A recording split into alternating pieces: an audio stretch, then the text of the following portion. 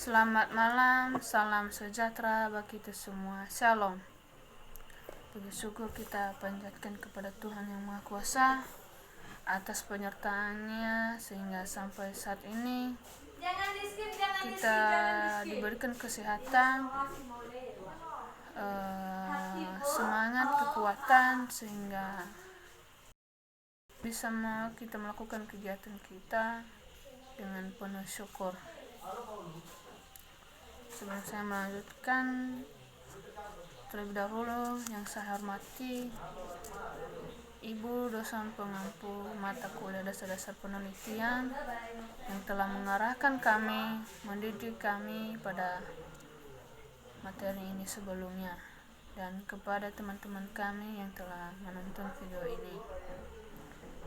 Saya akan memperkenalkan diri. Nama saya Sutri Ernawati Baine, kelas 2 semester 5.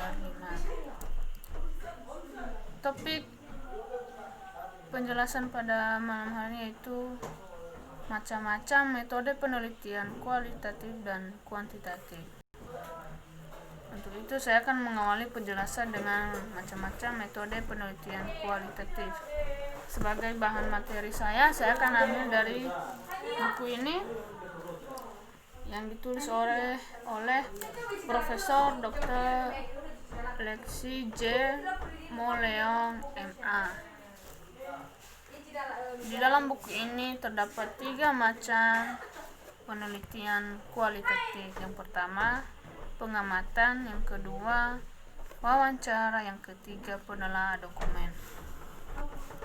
Pengamatan di sini adalah suatu kegiatan yang dilakukan oleh seorang peneliti terhadap objek penelitian yang dilakukan dengan memperhatikan dengan seksama, harus benar-benar teliti sehingga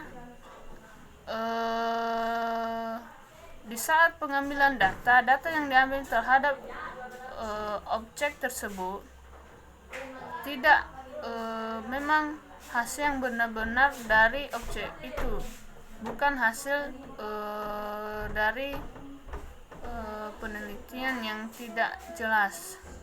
Maksudnya di sini dengan melakukan pengamatan ini harus benar-benar dilakukan dengan teliti, dengan baik.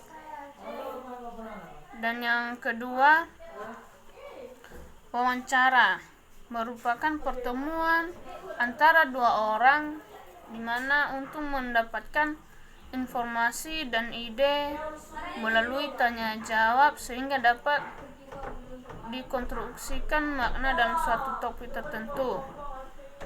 Wawancara ini dilakukan oleh 2 orang dengan melakukan tanya jawab. Hal ini dipakai dalam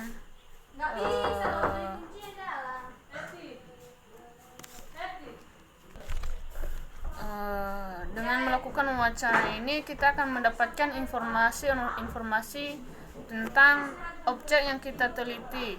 Contohnya bisa kita sebuah tempat atau wisata. Dengan kita melakukan wawancara secara langsung yang berada di tempat itu, kemungkinan kita akan mendapatkan informasi yang benar-benar tentang tempat tertentu dengan informasi yang memang benar-benar fakta yang kita dapatkan terhadap seseorang tersebut dengan melakukan mengajukan beberapa pertanyaan, seperti contohnya kalau kita melakukan wawancara kepada seseorang terhadap orang di tempat itu, contohnya kita akan mewawancarai tempat kunjungan air terjun Mondobe, maka orang yang tinggal di dekat itu, karena mungkin orang yang tinggal di dekat itu lebih tahu tentang tempat air terjun Mondobe tersebut. Dan yang ketiga, penelaahan dokumen. Dokumen juga merupakan fakta dan data yang tersimpan dalam berbagai bahan yang tidak terbatas oleh ruang dan waktu, sehingga memungkinkan bagi peneliti untuk mengetahui hal-hal yang diperoleh sebagai untuk menguatkan bukti dalam penelitian. Menelaah dokumen ini yaitu suatu proses kegiatan dilakukan oleh peneliti terhadap yang sudah ada. Maka dokumen-dokumen itu si peneliti melakukan penelaah lagi. Maksudnya di sini penelaah mampu memahami lagi dokumen-dokumen yang sudah ada, sehingga dengan peneliti melakukan hal itu akan menemukan bukti-bukti yang lain yang dapat melengkapi penelitiannya atau objek tersebut. Dan yang berikutnya saya akan menjelaskan tentang metode penelitian kuantitatif, yang dimana di sini ada 3 macam, yaitu penelitian eksperimen dan analisis data. Pertama, penelitian survei merupakan suatu penelitian kuantitatif dengan menggunakan pernyataan struktur sistematis yang sama kepada banyak orang untuk kemudian seluruh jawaban yang diperoleh peneliti dicatat, diolah dan dianalisis.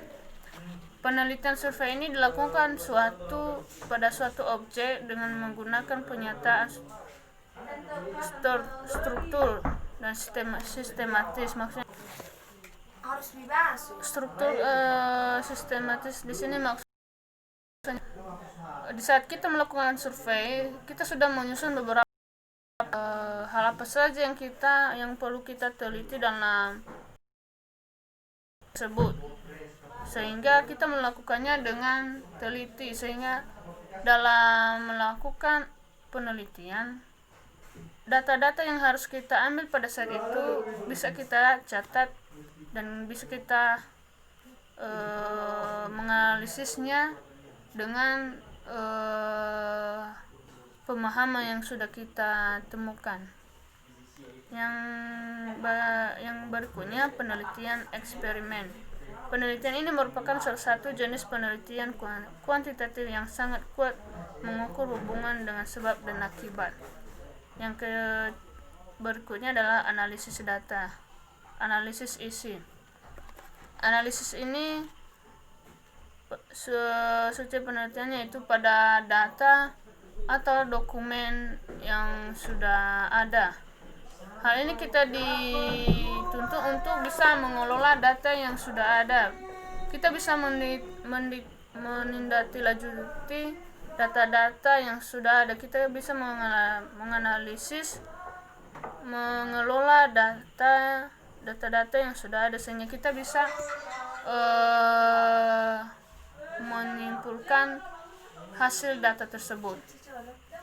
Demikian presentasi ini, saya ucapkan terima kasih. Ya Allah.